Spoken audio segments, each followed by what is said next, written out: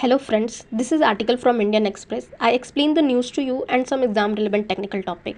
RBI द्वारा announce किया गया है कि फर्स्ट क्वार्टर में 16.2% हम अपना ग्रोथ रेट एस्टिमेट कर सकते हैं, लेकिन ये इतना इम्पॉर्टेंट नहीं है। इम्पॉर्टेंट ये है कि आरबीआई ने कहा है कि हमारी ग्रोथ रेट 7.2% रहेगी एनुअल ईयर में, जो कि आईएमएफ के एस्टिमेशन से कम है। आईएमएफ ने 7.4% इंडिया की ग्रोथ रेट एस्टिमेट की गई, पर ऐसा है क्योंकि आईएमएफ की ग्रोथ एस्टिमेशन से कम है हमारा ग्रोथ एस्टिमेशन। इसका मेन कारण है लेबर मार्केट डिस्ट्रेस। हम देख सकते हैं कि मनरेगा में out of the limit job की रिक्वायरमेंट है आज भी। इसका मतलब है मनरेगा एक लास्ट रिसॉर्ट है। जब कहीं किसी को जॉब नहीं मिलता है तो मनरेगा में जाके काम करता है। तो जब मनरेगा में इतनी आउट ऑफ लिमिट रिक्वायरमेंट है, इसका मतलब हम देख सकते हैं कि जॉब नहीं मिल रही है, इनफॉर्मल सेक्टर डिस्ट्रेस में है। ठीक है, तो इसका कारण है कि हमारी ग्रोथ एस्टिमेशन कम है। फॉर्मल सेक्टर में तो जॉब अवेलेबल है, बट इनफॉर्मल सेक्टर आज भी वैसे ही कोविड के बाद से डिस्ट्रेस में चल रहा है। और दूसरा कारण है कि शिफ्ट इन डिमांड भी शिफ्ट हो गई है। मतलब हमारी परचेजिंग पावर पैरिटी भी कम हो गई है। लोअर मिडिल क्लास और मिडिल क्लास के फैमिली में जो भी होंगे वो समझते होंगे कि हम पहले ये सोचते थे कि चलो ये है, खरीद लेते हैं, वो खरीद लेते हैं, बट अब क्या है कि अरे बचा लो यार, आगे पता नहीं अब क्या हो जाएगा, अब क्या हो जाएगा इकॉनमी में, कौन सा वायरस आ जाएगा। तो इस तरह हम परचेजिंग पावर अपनी कंट्रोल कर रहे हैं, हम अपनी बेसिक चीज़ों को भी कट कर रहे हैं। लेकिन वहीं डिफ्रेंशिएशन देखने को मिलता है, इनइक्वालिटी देखने को मिलती है कि जो हाई लेवल है उनकी तो इनकम बढ़ती जा रही है, और उनकी इनकम बढ़ रही है तो वो हाई क्वालिटी गुड्स को कंज्यूम भी कर रहे हैं और उनकी डिमांड भी बढ़ रही है। पर जो लो गुड्स हैं, जो बेसिक नेसेसिटी के गुड हैं, वो थोड़े कम हो जा रहे हैं डिमांड में, और जिसके कारण एमएसएमई जो है हमारा सफ़र कर रहा है। तीसरा, हाई कमोडिटी प्राइस। हम देख सकते हैं हर चीज़ के दाम बढ़ चुके हैं। ठीक है, उससे क्या हो रहा है कि जो इंडस्ट्रियल ग्रोथ है वो मॉडरेट हो गई है कंपैरिजन टू पहले। अब जो भी ये ऑनलाइन गिग इकॉनमी है, जो भी जैप्टो, स्विगी, ये जो भी है, हम देख रहे हैं कि ये सब भी बहुत सारे लॉस में जा रहे हैं। क्यों? क्योंकि जो कंज्यूमर है वो परचेजिंग पावर, अपनी पावर पैरिटी ही डिक्रीज़ कर चुका है, और वो ज़्यादा डिमांड ही नहीं कर रहा। जब वो डिमांड ही नहीं करेगा तो जो इंडस्ट्री होगी वो क्यों इन्वेस्ट करेगी, वो क्यों प्रोड्यूस करेगी? फिर वो अपना, मतलब जब मार्केट में इतनी ज़्यादा अनसर्टेनिटी रहेगी तो कोई इंडस्ट्री इन्वेस्ट नहीं करेगी। पर हम देख सकते हैं कि हमारा बेस इफेक्ट जो है 20.1% है। इसका कारण ये है कि जो रशिया और यूक्रेन का वॉर है उसमें मॉडरेशन आ गई है। मतलब अब उतना इफेक्ट हमें नहीं पड़ रहा उस रशिया और यूक्रेन वॉर से, जितना कि शुरुआत में हमें पड़ता था। तो इसके कारण दूसरा जो है, सर्विस सेक्टर भी अब पिकअप पकड़ रहा है, जिससे कि सप्लाई मतलब सही से हो रही है। तो उसके सर्विस सेक्टर के पिकअप पकड़ने से, इंक्रीज़ होने से हमारा बेस इफेक्ट जो है 20.1% है। और जो हमारा CAGR है वो 1.2% है फाइनेंशियल ईयर 2022-23 के लिए। बेसिकली इस आर्टिकल को समझाने का पर्पज़ ये था कि इसमें जो दो टर्म है, बेस इफेक्ट एंड CAGR, इससे यूपीएससी में क्वेश्चन पूछा है। यूपीएससी कभी भी आपसे न्यूज़ नहीं पूछती कि न्यूज़ क्या है। हम न्यूज़पेपर में न्यूज़ से मतलब ही नहीं होता, उसमें जो टर्म्स आए हैं वो पूछती है। और इस मतलब मैं क्वेश्चन भी आपको दिखा दूंगी कि उसमें 2-3 पेपर में CAGR का उसने पूछा है कि CAGR क्या है, ठीक है, बेस इफेक्ट क्या है। तो मैं आपको यही समझाने वाली हूँ। इस आर्टिकल का मेन पर्पज़ यही था कि मुझे बेस इफेक्ट और CAGR समझाना है। Base effect simply means year on year inflation rate में चेंजेस को हम कहते हैं बेस इफेक्ट। फॉर एग्जांपल मान लेते हैं हमारी रियल जीडीपी जो है 100 रुपये है, ठीक है, 2017-18 में, फिर वो 18-19 में 110 हो जाती है, 19-20 में 120 हो जाती है। तो हम क्या देखते हैं कि मतलब पहले 18 से 19 में हमारा जो बेस इफेक्ट 10% इंक्रीज़ हुआ, ठीक है, मतलब हमारे इन्फ्लेशन या ग्रोथ जो है हमारी 10% इंक्रीज़ हुई। कैसे पता चला हमें?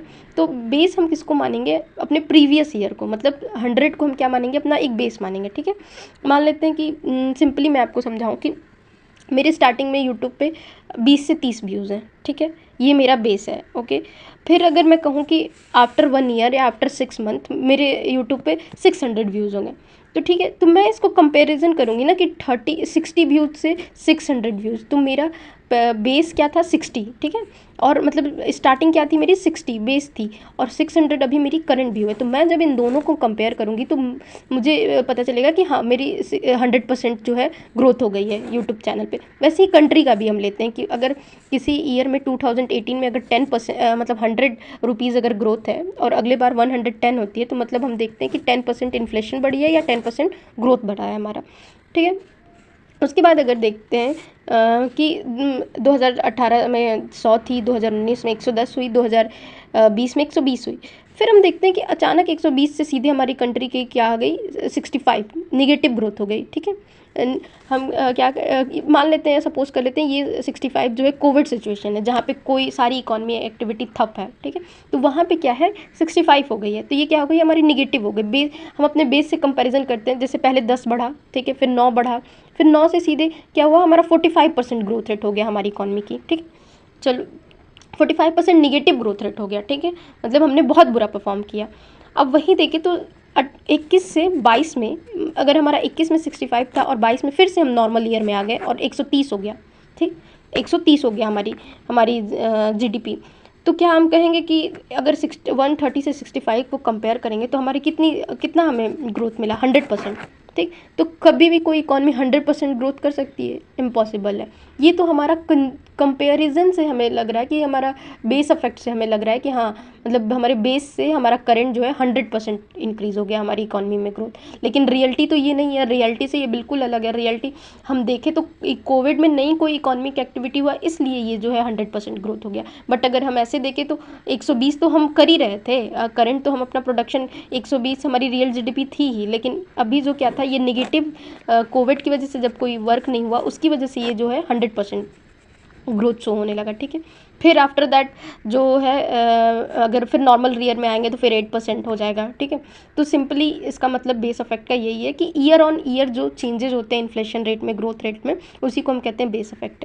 इसको एक सिंपल लैंग्वेज में मैं समझाती हूँ कि लाइक आप यूपीएससी की प्रिपरेशन या किसी गवर्नमेंट एग्जाम की प्रिपरेशन कर रहे होंगे, तो आप देखेंगे कि किसी किसी दिन आपने 8 घंटे पढ़ा, 10 घंटे पढ़ा, मान लेते हैं 8 घंटे का एवरेज आपने 8 घंटे पढ़ा, और दूसरे दिन आपने 1 घंटे पढ़ा, ठीक है, किसी फ्रेंड के बर्थडे पार्टी में जाना हुआ तो आप दूसरे दिन 1 घंटे पढ़े, फिर तीसरे दिन आप आके 8 घंटे पढ़ते हो, ठीक है। तो फिर क्या, अगर आपसे कोई पूछेगा कि तुम्हारी ग्रोथ रेट क्या है पढ़ाई के लेके, तो आप क्या कहोगे, कंपैरिजन टू प्रीवियस डे, जिस दिन बर्थडे था उससे लेके मेरी ग्रोथ रेट 100% हो गई है? नहीं, बिल्कुल नहीं, ये तो रियलिटी है ही नहीं, क्योंकि आपने बिल्कुल नहीं पढ़ा, उससे कंपैरिजन आप कर रहे हो, क्योंकि प्रीवियस डे से आप कंपैरिजन कर रहे हो।